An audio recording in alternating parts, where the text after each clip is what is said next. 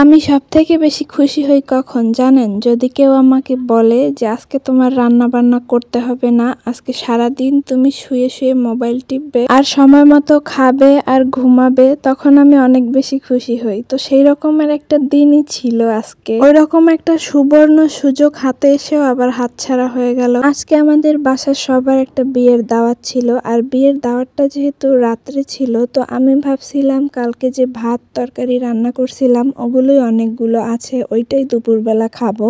আর সকালে বাইরে থেকে পরোটা আর ভাজি আনিয়ে তারপরে খেয়ে নিছিলাম। কিন্তু এরপরেই আমার শাশুড়ি এসে বলল যে তার ভাই আসতেছে, মানে আমার মামা শ্বশুর আসতেছে, দুপুরে আমাদের বাসায় খাওয়া দাওয়া করবে। মুহূর্তের মধ্যেই আমার সুযোগটা হাতছাড়া হয়ে গেল। ভাবছিলাম আজকে সারাদিন শুয়ে বসে কাটাবো আর রাত্রিবেলা গিয়ে বিয়ে খাবো, কতই না মজা হবে তাই না? এরপরে আর কি, যখন শুনলাম মেহমান আসতেছে, উঠে আবার সেই রান্না বান্নার কাজে লেগে পড়ছি।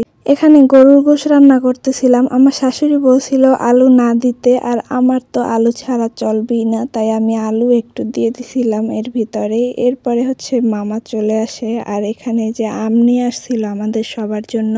এই দ্বিতীয়বার মামা আমাদের বাসায় আসছে। এর আগে একবার আসছিল, তখন আমি বাসায় ছিলাম না, আমার চাচাতো বোনের বাসায় বেড়াতে গেছিলাম। তো তখন আর কিছুই রান্না বান্না করে খাওয়াতে পারি নাই। আর আজকে যেহেতু আসছে, তাই ভাবলাম আজকে একটু ভালো মন্দই রান্না করি। তেমন কিছুই করি নাই, শুধুমাত্র গরুর গোশ ভুনা করছি আর ভাজি করছিলাম। এরপরে আমার শাশুড়ি আম কেটে দিছে, তো সেগুলো খেয়ে এরপর আমি আবার একটু মার্কেটে গেছিলাম, কারণ আমার জুতাটা ছিঁড়ে গেছে আর রাত্রিবেলা বিয়েতে যেতে হলে আমার একজোড়া জুতার দরকার। তাই এখান থেকে তাড়াতাড়ি করে একজোড়া জুতা কিনে নিছি, মানে কোনোভাবে বিয়েটা পার করে আসতে পারি তাহলেই হবে। এখান থেকে এই যে একজোড়া জুতা নিয়ে নিছি। আর জুতা জোড়া কেমন হয়েছে অবশ্যই কিন্তু কমেন্ট করে জানাবেন, আর এটার দাম কত হতে পারে সেটাও কমেন্ট করে জানাবেন।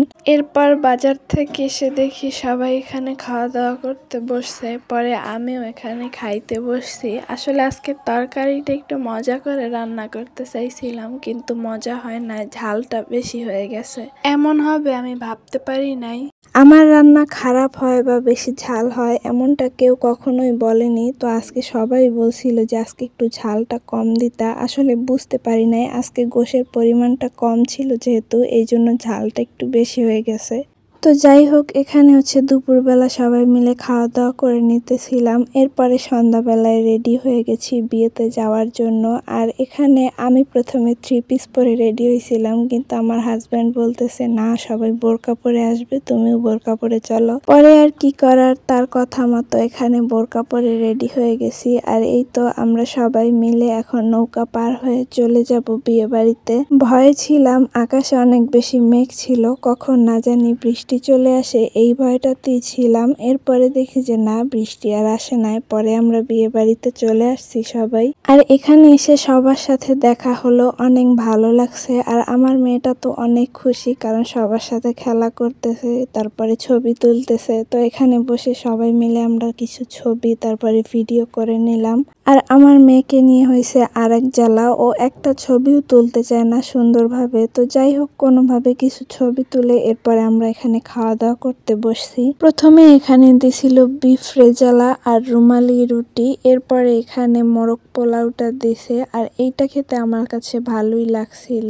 আর সবশেষে অল্প একটু জর্দা নিয়ে নিছিলাম, যদিও আমি খাই না, তাও একটু টেস্ট করলাম। এরপরে খাওয়া দাওয়া শেষ করে সবার সাথে কিছুক্ষণ কথা টথা বলে বাসায় যাওয়ার পালা। আর সেই সাথে আজকের ভিডিওটা এখানেই শেষ করতেছি। সবাই ভালো থাকবেন, সুস্থ থাকবেন, আর আমাদের জন্য দোয়া করবেন। কথা হবে পরবর্তী কোনো ভিডিওতে। আল্লাহ হাফেজ।